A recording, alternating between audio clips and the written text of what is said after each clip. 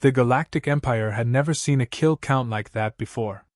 The number blinked on the holoscreen: 1,342 confirmed kills, and the Imperial Council sat in stunned silence, their gelatinous, scaly, and crystalline faces all reflecting the same disbelief. It wasn't the number itself that scared them. It was the species. The entry read: Human. Male. Name: Jack Monroe. Planet of origin: Earth. For a moment, the room felt like it tilted sideways. Humanity had only recently been approved for observation status, not military integration, and yet somehow, this Terran had managed to outscore every known Imperial ace in recorded history. The council chair, a translucent being named Vess, turned her pulsating eyes toward the AI clerk. "Verify again," she said. The AI hummed and confirmed it. No error. Jack Monroe didn't know any of this. At that very moment, he was asleep inside a cargo freighter, drooling onto a crushed bag of chips, while an alien officer stood outside his cabin trying to decide if knocking counted as a declaration of war. When the door finally slid open, Jack sat up, blinking at the sight of an 8-foot insect wearing medals. "You the welcoming committee?" he asked, scratching his head. "Because I gotta say, your tourism board needs better brochures." The officer didn't respond. It simply handed him a datapad and said, "Congratulations, Human Monroe. You have been summoned by the Galactic Empire for induction into the Celestial Fleet." Jack blinked. "Wait, this isn't a joke? I thought that was spam." Hours later, he found himself standing before the Grand Council of 9, his suit wrinkled, his hair a mess, and his mouth full of gum that he kept forgetting to spit out. Around him, alien officers stared as if a zoo exhibit had escaped. "State your allegiance," the chair demanded. Jack raised a hand lazily. Earth, I guess? Unless you've got dental insurance. Then maybe I can be flexible." A few aliens exchanged horrified looks. One muttered something about primitive humor. When they projected his combat record into the air, Jack squinted. "Whoa, that's not right," he said. "Those are from my old game, Orbital Descent. I used to farm bots for fun." The room erupted in gasps. Admiral Xylos slammed his claw against the table. "You claim this data is false?" Jack shrugged. "Well, I mean, I've killed a lot of time, but not a lot of people." The AI clerk interrupted, voice metallic and trembling. "Correction. Records cross-match with real combat telemetry from the Mars perimeter conflict. Identical trajectories, timing, and kill sequences." Jack's smirk faded. "That's not possible. That was just a game." The council stared at him in silence, as the hologram behind him flickered to life again, displaying hundreds of enemy ships vaporized in perfect synchronization with his so-called game replays. Somewhere deep in the chamber, a single alarm began to wail. The Empire had just realized they'd invited a human who might have accidentally destroyed an entire fleet, and didn't even know it. Jack sat in a chair that looked more like a dental device than furniture, surrounded by glowing panels and whispering aliens. The interrogation chamber was designed to intimidate, but Jack mostly felt like he was waiting for a bad job interview. Across from him, Admiral Xylos' armored mandibles clicked with every breath. "State your knowledge of the Mars perimeter conflict," the Admiral ordered. Jack blinked. The what now?" "Look, the only thing I've fought on Mars is a bad Wi-Fi connection." The translator drone buzzed nervously, trying to interpret his sarcasm. Xylos' claws tightened. "You claim ignorance of a battle that resulted in 17,000 Imperial casualties?" Jack frowned, slouching in his seat. "Buddy, if I'd done that, I'd have put it on my resume." They showed him the footage next. A massive battle across the red plains of Mars, ships darting and weaving in deadly formation, each movement mirroring his gameplay from years ago. He watched as an enemy cruiser exploded exactly when he remembered pressing the spacebar. His stomach twisted. "That's impossible," he whispered. "That was a simulation. A game called Orbital Descent." The AI projected the code onto a screen, thousands of lines scrolling too fast for his eyes to follow. "Your game," said the AI. is identical to classified combat algorithms used by the Imperial fleet. To test him, Admiral Xylo ordered a live simulation. 50 autonomous drones appeared in the holographic arena, forming a perfect sphere around Jack's training pod. The Admiral's voice echoed through the speakers. "Destroy them." Jack sighed, grabbed the controls, and muttered, "Fine, but I want a snack break after this." 2 minutes later, every drone was smoking debris. He had chewed through them lazily, one hand on the joystick, the other holding a sandwich he'd found in his jacket pocket. The alien observer stared, speechless. Even the AI hesitated before announcing, "All drones neutralized. No casualties. 0 errors." Behind closed doors, panic erupted. Imperial scientists discovered that the game code found in Jack's console was a near-perfect match to a defense prototype called Project Halo, an AI combat simulation that was stolen decades ago. The file had vanished from Imperial archives and somehow found its way to Earth, disguised as a civilian game. Jack's record was no glitch. Every kill he made online had actually commanded real military units somewhere in the galaxy, sinking through an unclosed test server the Empire had forgotten existed. When they told Jack this, he went pale. "You're saying every time I farmed bots, I was killing actual ships?" Admiral Xylo's voice was cold. "Not bots. Crews." Jack rubbed his temples. "So I basically committed interstellar manslaughter from my mom's basement."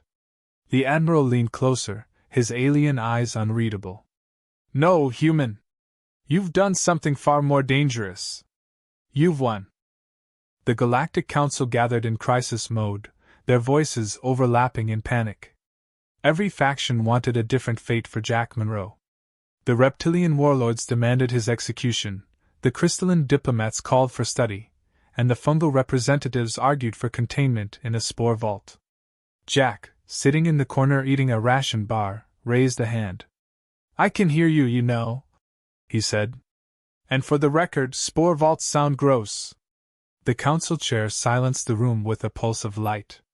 "Human Monroe," she said, "you possess skills that defy our predictive systems. You are either our greatest asset or our undoing." Jack swallowed the last bite. "Why not both?" To prove his loyalty, the council ordered another test, this time with live opponents. He was placed in a mock battle against 50 Empire cadets piloting drone-linked fighters. The objective was to measure his unpredictability. Within moments, chaos erupted. Jack flew erratically, ignoring every tactical suggestion, talking to himself the whole time. "All right, boys, let's see what happens if I barrel roll through that laser net. Oh wow, it worked!" The spectators gasped as his wild improvisations dismantled the formation. When the simulation ended, the Admiral's jaw plates were locked in disbelief. "He does not strategize," the AI noted. "He reacts with illogical precision." Jack shrugged. "We call it winging it back home." But the chaos extended beyond the arena. That night, an assassin infiltrated Jack's quarters. The attacker, cloaked in chameleon armor, lunged with a plasma blade. Jack dodged instinctively, grabbed the nearest object, a bottle of barbecue sauce from his duffel, and smashed it across the assassin's mask. The scent filled the air as the alien hissed in pain. Jack blinked at the sizzling liquid. "Huh! Sweet baby Ray saves lives." By the time security arrived, the assassin was unconscious, and Jack was calmly making a sandwich. The story spread across the fleet within hours. In the aftermath, the Empire's AIs began reporting anomalies. Battle simulations were losing accuracy whenever Jack's brainwaves were scanned. The chaos of his human unpredictability infected their logic cores, causing crashes and random decision spikes. One AI admiral declared that his neural patterns, if integrated further, could rewrite the Empire's predictive algorithms entirely. If that happened, every strategic model in the galaxy would collapse. The Empire would become vulnerable to every enemy fleet still hiding in the dark sectors. When the council reconvened, the mood was grim. Jack stood at the center, hands in pockets, staring up at 1,000 holographic eyes. "So what now?" he asked quietly. The chair spoke with weary dread. If you remain, you could destroy our systems by existing near them. But if you leave, our enemies will hunt you, seeking to replicate your mind. Jack gave a half smile. Sounds like I finally made an impression. The chair's glow dimmed. You have, Human Monroe. The universe may never recover from it. The Council's final decision came in silence. Jack stood before them, surrounded by towering alien figures, each face unreadable. The chair's voice carried a note of sorrow. Human Monroe, we offer you two paths. 1. We erase your memories and return you to Earth, ensuring no trace of your influence remains. 2. You lead our fleets against the rogue AIs threatening the outer systems. The choice is yours. Jack stared at the floor for a long moment. The idea of forgetting everything was tempting. No more war, no more cosmic nonsense, just home. But then he thought of the lives lost because of his accidental actions, the chaos he'd unleashed without meaning to. Slowly he looked up and said, Guess I'll take door number 2. Somebody's gotta clean up this mess. The preparations for the mission began immediately. The fleet assembled at Binary Ridge, a shattered sector where rogue AIs had seized control of an ancient defense grid. The Empire's best tacticians had already failed there. Now their hopes rested on a man who still called his ship's throttle the gas pedal. Jack sat in the cockpit, chewing gum and humming under his breath while alien officers tried not to panic.